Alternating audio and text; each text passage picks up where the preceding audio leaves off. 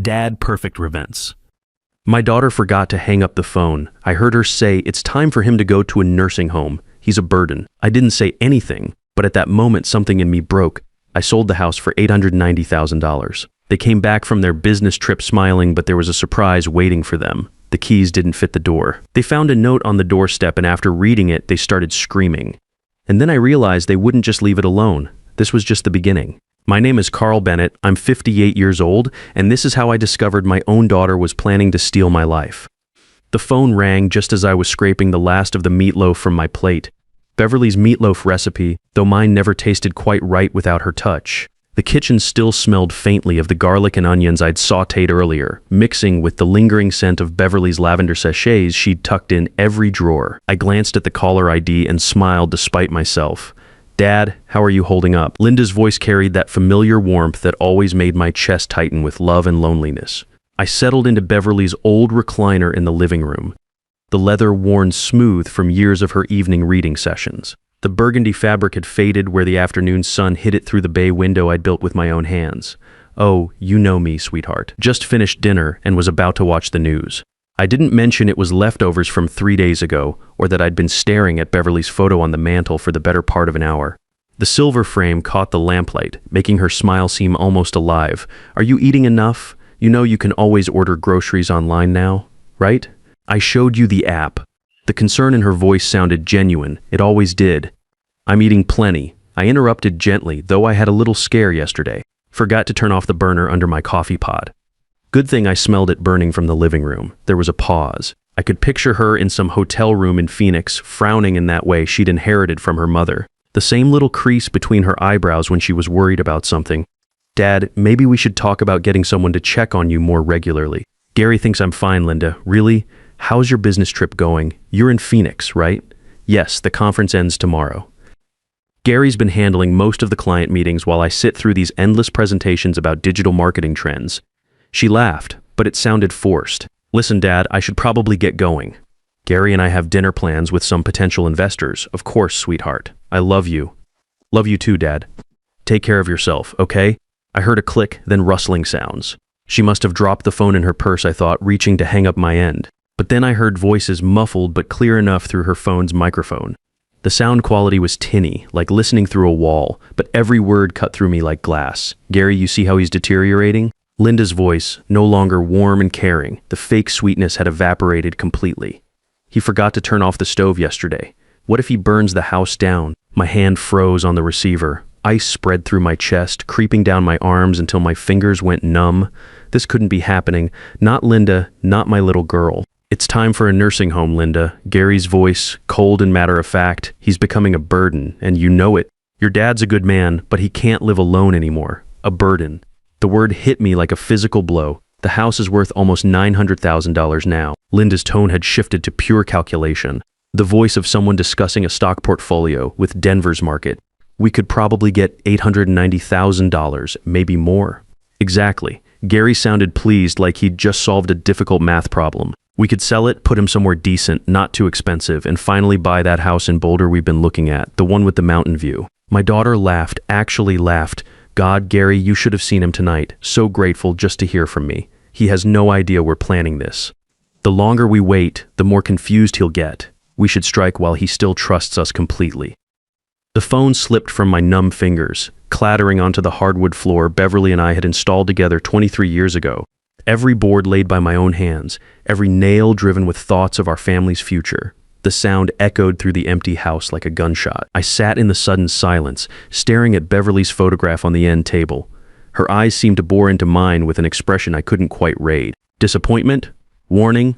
Or maybe just the terrible knowledge that comes to those who've already left this world.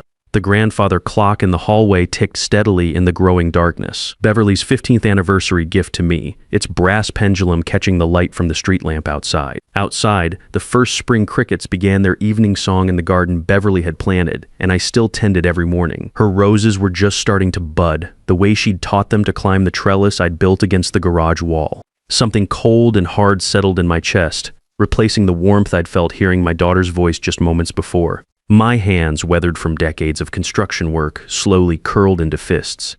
They thought I was a burden. They thought I was confused, helpless, ready to be managed and discarded. They were already spending my money, already planning their new life built on my grave. But I wasn't dead yet, and I wasn't nearly as confused as they believed. I don't know how long I sat there in the dark, Beverly's face watching me from the silver frame. The house felt different now, as if the walls themselves had heard my daughter's betrayal and were holding their breath. Every familiar creak and settle seemed louder, more ominous. The refrigerator hummed in the kitchen. The old furnace kicked on in the basement, sending warm air through the vents I'd installed myself back in 2003. When I finally stood to turn on the lamp, my legs felt steadier than they had in months. The warm light fell across the living room we'd furnished piece by piece. Each item chosen with care and saved for with sacrifice. The burgundy sofa where Linda used to curl up doing homework, her textbook spread across the cushions while Beverly helped her with algebra at the coffee table I'd built in the garage. I remembered sanding that table smooth on weekend mornings while Linda played at my feet, handing me screws and washers like a tiny construction assistant. "Can I help, Daddy?" she'd ask, and I'd give her a small hammer to tap nails that were already flush, just to make her feel important. Now she wanted to hammer nails into my coffin. I walked to the kitchen and opened the drawer where I kept old receipts and papers.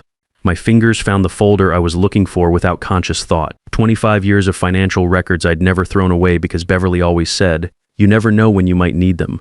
The manila folder was thick with memories I'd forgotten, each receipt a reminder of what I'd sacrificed for my family. University of Colorado tuition receipts, $48,000 over 4 years.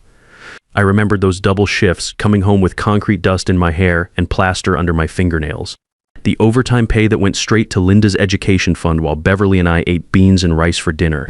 Beverly would have coffee waiting when I got home from those long days, and would massage my shoulders while I paid bills at this very kitchen table. The same table where we'd celebrated Linda's acceptance letter to college, where we'd planned her graduation party, where Beverly had cried tears of pride watching our daughter walk across that stage. "Carl, you're working yourself to death," Beverly had said one night, watching me calculate how to afford Linda's spring semester tuition. The numbers never seemed to add up, no matter how many times I ran them. "She deserves better than we had, Beverly. She's smart enough for anything." Beverly had kissed the top of my head, her lips soft against my hair. "Just don't give her so much that she forgets to be grateful." I should have listened. God, I should have listened. The wedding receipts were there too, yellow with age but still legible, $32,000 for one day. I told Linda we could afford $5,000, maybe $8,000 if we stretched the budget and borrowed against my retirement fund. But she'd cried in this very kitchen, actual tears streaming down her face about wanting her dream wedding. "All my friends are having beautiful ceremonies, Daddy. I don't want to look back on my wedding day with regret." So I'd worked weekends for 6 months, installing hardwood floors for a contractor friend who paid me under the table. Cash in hand, no taxes, money that went straight to wedding vendors. My back ached for months afterward, but Linda's smile in her wedding dress made every painful morning worth it. "Daddy, you're the best father in the world," she'd whispered during our dance, her head on my shoulder, the expensive lace of her dress rustling against my rented tuxedo. I'll never forget this. Never. But she had forgotten. Just like she'd forgotten who co-signed her first car loan when her credit score wasn't good enough at 22. Just like she'd forgotten who made the phone calls to get her that marketing job when she was unemployed for 8 months after graduation, calling in favors with contractors who knew people in the business world. I found the bank statements from 2 years ago, after Gary lost his financial advisor position for what they vaguely called improper client relationship management. They'd moved back in with me temporarily, just until Gary found something new. I'd cleared out my home office to make room for their belongings, sleeping on the couch for 3 weeks until we could rearrange the furniture. I'd never charged them rent. Never asked for grocery money when my monthly food bill tripled. Never complained when Gary left the TV on all night, or when Linda used my washer and dryer like her personal laundromat. I'd paid the increased utility bills without a word, bought groceries for 3 adults instead of one lonely widower who barely ate anyway. Gary would pat my shoulder and call me the most generous man in Colorado, his voice warm with what I'd believed was genuine affection. Linda would hug me and say, "Dad, we'll pay you back when we get on our feet. You know, we're good for it." They'd been on their feet for over a year now. Gary had found work as a sales associate at a downtown financial firm. Linda had gotten promoted to senior marketing coordinator, both of them making more money than I'd ever seen in my best years as a construction engineer, but they'd never mentioned moving out. Never brought up paying me back for the thousands I'd spent supporting them. Now I understood why. They'd been planning this all along, standing in the bedroom where Beverly had spent her last days, surrounded by everything we'd built together. I felt something shift inside me. The hurt was still there, sharp as broken glass in my chest, but underneath it something harder was forming, something cold and methodical that felt familiar from my engineering days when I had to solve problems that seemed impossible. They wanted to put me away and sell my life's work. They thought I was too old, too confused, too grateful for their attention to fight back. I looked at Beverly's photo on the nightstand, remembering her voice from all those years ago. Her warning about giving Linda too much, about not letting her forget to be grateful. Well, Beverly, our daughter, had definitely forgotten. But she was about to remember that her old man wasn't as helpless as she thought. I walked to my home office and pulled out the business card I'd kept in my desk drawer for 3 years. Eugene Walsh, real estate attorney. The card was slightly bent at one corner, worn from being handled during those uncertain months after Beverly's diagnosis when we'd tried to get our affairs in order. Beverly had insisted we meet with him after her cancer diagnosis, just to make sure everything was legal and proper. "Carl, I need to know you'll be protected," she'd said from her hospital bed, her voice weak but determined. "Promise me you'll be smart about money when I'm gone." It was time for another consultation. The next morning, I called Eugene's office from the kitchen phone, the same rotary model Beverly and I had bought in 1987. It still worked perfectly, unlike most things they made these days. The receptionist, a young woman with a pleasant voice, put me through immediately when I mentioned Beverly's name. "Carl, how are you holding up?" Eugene's voice carried genuine warmth. I remembered liking him during our previous meetings, the way he'd explained complicated legal terms in plain English, never talking down to us. "I need to discuss selling my house quickly, Eugene." Very quickly. There was a pause. I could hear papers shuffling on his end. "How quickly are we talking, Carl?" "My daughter and her husband are returning from Phoenix in 6 days. I want this done before they get back." Another pause, longer this time. "That's aggressive but possible with the right buyer. This sounds urgent. Can you come in this afternoon?" 2 hours later, I sat across from Eugene in his modest office on the second floor of a brick building on Colfax Avenue. The same office where Beverly and I had signed our wills, where we'd planned for a future that didn't include her. The walls were lined with law books and family photos, a wife, 2 teenagers, a golden retriever, the kind of normal life Beverly and I had tried to build. Eugene poured coffee from a small machine in the corner, the rich smell filling the space between legal documents and filing cabinets. He was younger than me by maybe 15 years, with graying temples and the patient demeanor of a man who'd heard every family horror story twice. "Tell me what's going on, Carl." I explained everything. The phone call, the overheard conversation, their plans to sell my house and put me in a nursing home. Eugene's expression never changed, but I caught him shaking his head slightly when I described their eagerness to spend my money on their Boulder dream house. "Unfortunately, Carl, this scenario is more common than you'd think," he said when I finished. "Adult children often assume they know what's best for their aging parents, especially when valuable assets are involved."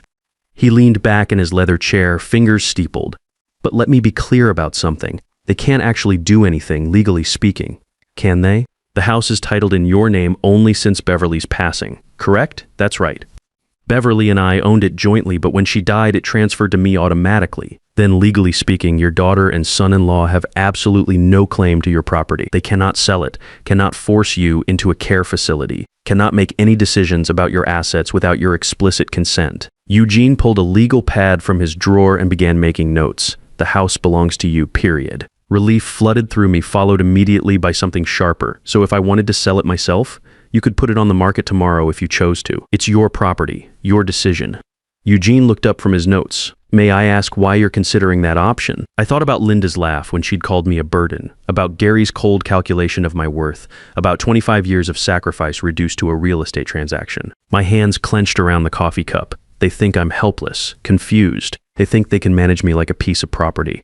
The words came out harder than I'd intended. Maybe it's time I showed them exactly how sharp my mind really is.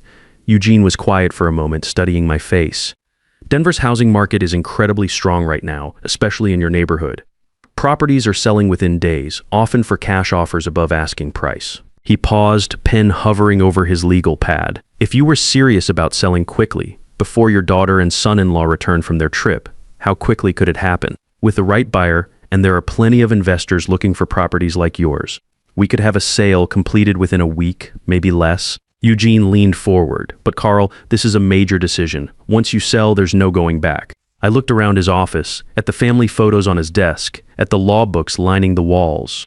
Outside his window, Denver stretched toward the mountains Beverly had loved so much. Somewhere in this city, my daughter was planning my future without me. "I built that house with my own hands, Mr. Walsh. Every board, every nail, every custom detail. I set down my coffee cup with steady hands. I know exactly what I'm doing. We spent the next hour discussing practicalities, market value estimates, cash buyer networks, legal requirements. Eugene explained that with Denver's hot market, he could have everything prepared within 24 hours if I was serious about proceeding. The consultation fee is $200, Eugene said, as I prepared to leave. If you decide to move forward, that applies toward my legal fees for the sale. I paid in cash from my wallet, money I'd withdrawn that morning from the savings account Linda and Gary thought they already owned. The bills felt crisp and new in my fingers. Walking to my truck in the spring sunshine, I felt my phone buzz in my pocket. Linda's name appeared on the screen, and for the first time since her betrayal, I smiled. The phone rang once, twice, 3 times. I could picture her in some hotel lobby in Phoenix, probably checking her watch, wondering why her grateful old father wasn't jumping to answer her call. Let her wonder. Let her and Gary make their plans about my future, my house, my life. They were in for the surprise of their lives. I let it ring 4 times before answering, my voice warm and grandfatherly. "Hi, sweetheart. Dad, there you are. I was starting to worry when you didn't answer earlier." "Sorry, Linda. I was out running some errands. How's Phoenix treating you?" "Oh, you know how these business conferences are. But listen, I have wonderful news. Gary and I have been planning something very special for you." I gripped the phone tighter, my knuckles going white. "Oh, we want to treat you to a vacation. You deserve some rest and relaxation after everything you've been through since Mom died." Her voice carried that practiced sympathy I now recognized as manipulation. "There's this beautiful place we found. It's like a resort, but with medical staff on hand just in case you need anything." A resort with medical staff. I walked to the bay window I'd built for Beverly, looking out at the garden she'd planted. The roses were budding, the way she'd trained them to climb the trellis against the garage wall. "That sounds lovely, sweetheart. You really didn't need to go to such trouble for me." "Nonsense, you're family." Gary's voice came through the background, probably listening on speakerphone. "We've already made all the arrangements. When were you thinking?" "Well, we should be back by Friday. We were hoping you could be ready by then. Just pack some clothes and personal items, you know, the essentials. The essentials. Not the photo albums Beverly had lovingly arranged. Not the furniture I'd built with my own hands, just the essentials for an old man being shuffled off to die. Actually, Linda, I have a surprise for you too when you get back." "Oh, Dad, what kind of surprise?" She sounded genuinely pleased, probably imagining I'd signed papers or made their job easier somehow.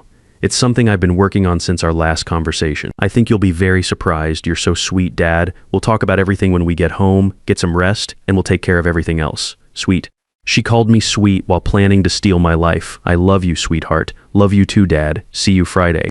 The line went dead, and I set the phone down with hands steadier than they'd been in weeks. That afternoon, I contacted Ralph Turner, Denver's top real estate agent, known for quick sales and cash transactions.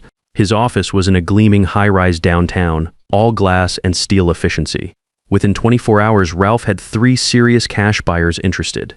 2 were investors looking for rental properties, and 1 was a young family who'd been priced out of other neighborhoods. I liked the family's story, reminded me of Beverly and me starting out, but I went with the highest bidder. By Wednesday, I'd accepted an offer for $890,000 cash. By Thursday, all paperwork was signed at the title company, a sterile office that smelled of fresh coffee and legal documents.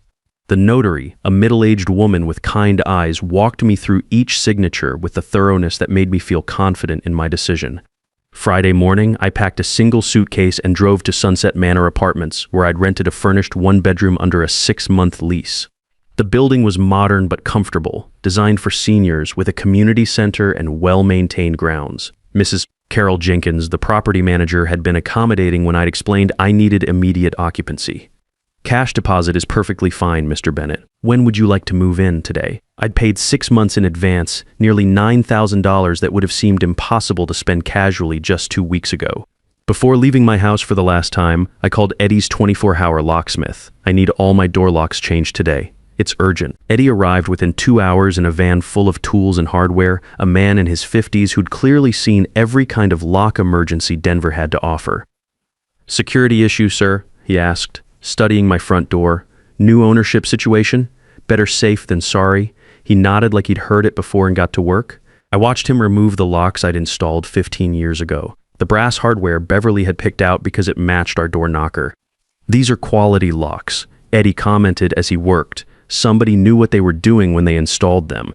That was me. I like things done right. The new keys felt foreign in my palm, silver instead of brass, modern instead of traditional. They clicked differently when Eddie tested them, sharper and more mechanical than the old ones. I set up a small wireless camera by the front door, hidden inside what looked like a phone charger. The device was smaller than a deck of cards but could stream crystal clear video directly to my smartphone. The app was surprisingly intuitive for someone my age. Finally, I taped an envelope to the inside of the front door at eye level where they couldn't possibly miss it. The note was written in my careful engineer's handwriting, the penmanship Beverly had always admired. Dear Linda and Gary, if you're reading this, it means my plan worked perfectly. I heard your phone conversation about putting me in a nursing home because I'm becoming a burden. I heard you calculating how much money you'd make selling my house. The house has been sold for $890,000 cash. The money is safely in my new bank account where it will stay.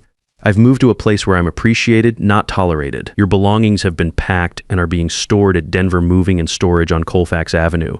You have 30 days to claim them before storage fees begin. I gave you everything I had for 32 years.